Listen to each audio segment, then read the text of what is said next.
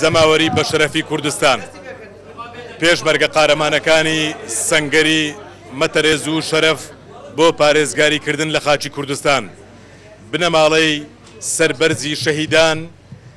سازان و یەک ڕیزی نیشتیمانی و پاراستنی ئاشتی کۆمەڵایەتیتان پیرۆز بێ. لە ماوەی چەند ڕۆژی ڕابردوودا هێوڵێک هەبوو بە ئاراستەی لەباربردنی یەک ڕیزی نیشتیمانی نەفەسی پش و درێژی خەڵکی کوردستان، تەحملی خەڵکی کوردستان، هێزی خێر بەرگەی هەموو ئەو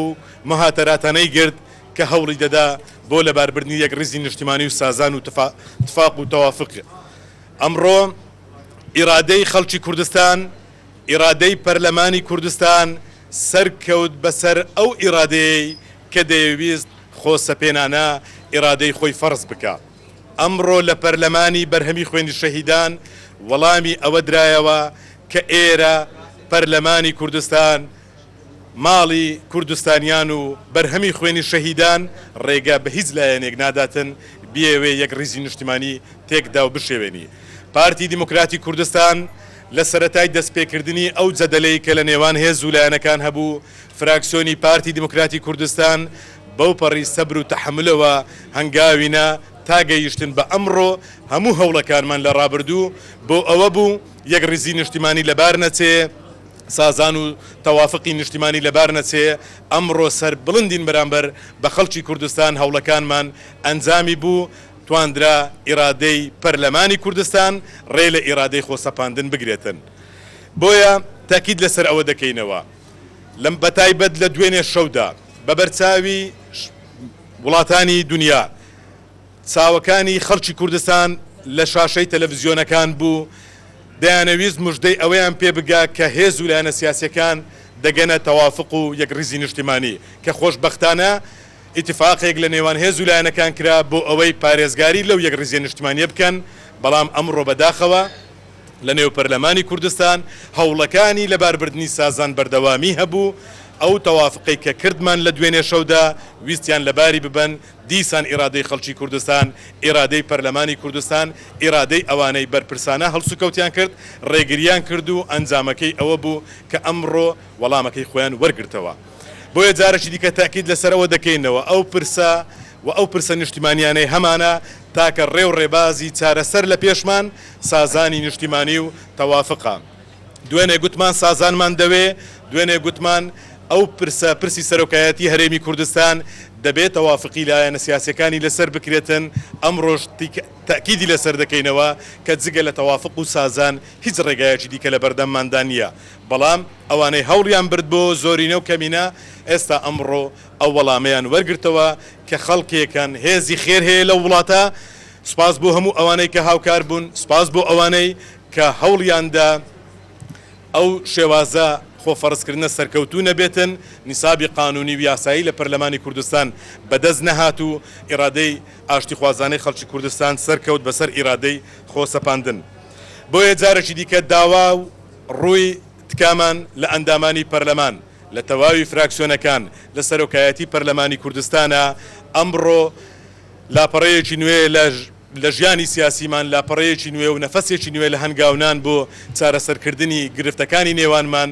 بەو شێوازە بکەینەوە کە بین تەواوی هێز و لایەنە سیاسیەکان بگەینە تەوافقێکی نیشتیمانی و ڕێگا و ڕێکارە یاساییەکانیش لە پەرلەمانی کوردستان بۆ چارەسەری ئەو بابەتە بگیرێتە بەر. هیوادارین لە وەرزی ئایندەدا ئەوە مەبدەئی ئەساسیمان بێ. هیوادارین لە وەرزی ئایندەی پەرلەمانی کوردستان کە چەند ڕۆژێکی دیکە دەست پێ دەکا ئەوە ڕێگا و ڕێبازمان بی بۆ چارەسەر نەک جارێکی دیکە بیرکردنەوە لە زۆرینە و کەمینە کە ئەمڕۆ وەڵامەکەی وەرگیرە. پەرلەمانی کوردستان لە پشوودایە واتە دەتوانێت کۆ ببێتەوە بۆ یەک جار لەسەر بابەتێک. ئەو دەنگانەی باز لەوە دەکەن ئەوە کۆتایی پێهات جارێکی دیکە بەپێی مادە 6 لە پەیڕەوی ناوخۆی پەرلەمانی کوردستان ئەو بابەتە بابەتی پەرلەمان نابێتەوە بابەتی پەرلەمان جگەلەوەی کە لە دەرەوەی پەرلەمان هێز و لایەنە سیاسیەکان بگەنە تەوافقێک و سازانێک ئینجا ڕێگا و ڕێکارە پەرلەمانیەکان و یاساییەکان لە پەرلەمان دەگیرێتە بەر. تاکید لەسەرەوە دەکەینەوە دەبێ بە سازان و بە ڕێ و ڕێبازی چارەسەری ئەو بابەتە تەنها ئەوەیە هەمومان بەیەکەوە لەو نیشتیمانە دەژین پەرلەمانیش پەرلەمانی هەمومانە بەرهەمی خوێنی شەهیدانمانە هیچ کەس و لایەنێک ناتوانێتن ئیرادەی خۆی بەسەر ئیرادەی خەڵکی دیکە بەسەر ئیرادەی پەرلەمان بەسەر ئیرادەی خەڵکی کوردستان بسەپێنیتن. دووبارە بە ناوی فراکسیۆنی پارتی دموکراتی کوردستان سوپاس بۆ هەموو ئەوانەی کە هاوکار بوون، سوپاس بۆ ئەوانەی بەرپرسانە هەڵسو کەوتیان کرد، هیوادارین لە ئایندەدا بتوانین هەمومان بگەڕێنەوە سەر ئەو مێزانەی کە مێزی گفتوگۆنە پارتی دموکراتی کوردستانیش ئەو هێزەیە هەمیشە لە ڕابردوودا ئیرادەی خۆسەپاندنی ڕەفز کردوتەوە، بەڵام لەسەر مێزەکانی گفتوگۆ و حیوار سینگ فراوانە دڵ فراوانە لەوێن دەردا دەتوانێت ڕێی چارەسەر لەگەڵ پارتی دموکراتی کوردستان بدۆزدرێتەوە.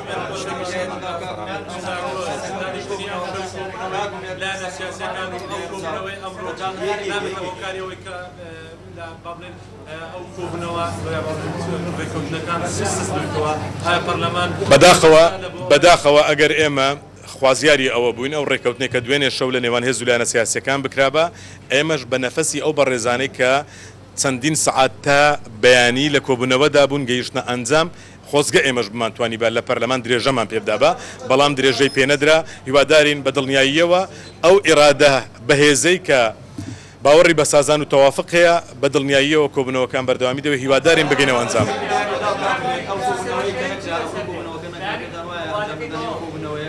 دەفەتێک بۆ لایەنە سیاسیەکان بووی باشتر بگەن لە سازان، دەفەتێکی باشتر بۆ لایەنە سیاسیەکان پرسیاری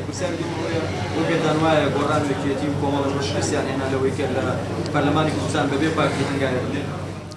سەبارەت بە بەشی یەکەمی پرسیارەکەت ئێمە پێمان وایە دیسان تاکید لەسەرەوە دەکەینەوە پارتی دموکراتی کوردستان و فراکسیۆنەکەی تا ئەو لەحزەیە لە سەرەتای ڕووداوەکانیش بە نەفەسی سازان و تەوافق کارمان کردیە، هیوادارین و پێشیەوە پابەندین و جارێکی دیکە تاکید دەکەینەوە بەنسبە شکستی چ لایەنێک و چەند لایەنێک ئێمە قەت کەس بە شکست و بە دۆڕاو نابینین، بەڵام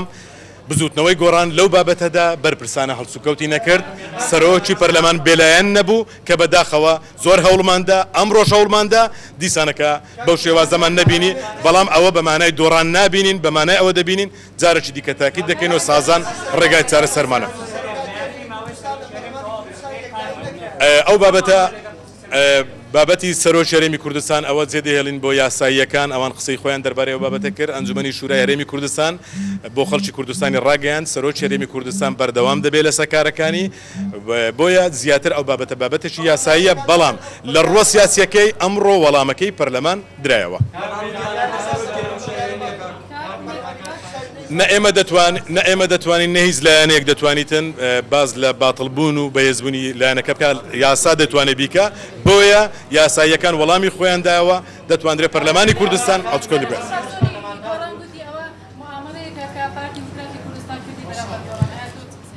ئێمە موامەرە بەرامبەر بە کەس ناکەین، بەڵام ئەو هێزەژنین موامەرەی کەسمان قوبوڵ بێتن، خۆزگا و بەڕێزەوای نەگوت باید چکە ئێمە ئێستاش تاکید لەسەرەوە دەکەینەوە یەک ڕیزی نیشتیمانی چارەسەرمانە. ئەو کۆنگرە ڕۆژنامە نووسێشمان بینی، ئێمە ئەو فراکسیۆنەینە خۆمان ناهێنینە ئاستی هەموو ئەو دەربڕینانەی کە دەکرێن بەرامبەرمان لێ ڕاهاتینەوە مێژوو شاهدە بە هەموو شێوازێک بە چاواشەکاری و مەهاتەرات قسە دەکرێتن، وەڵامی ئێمە سازانە و دووبارە لە خەڵکی کوردستان و لە هەوادارانی بەتایبەت هەوادارانی پارتی دموکراتی کوردستان پیرۆز.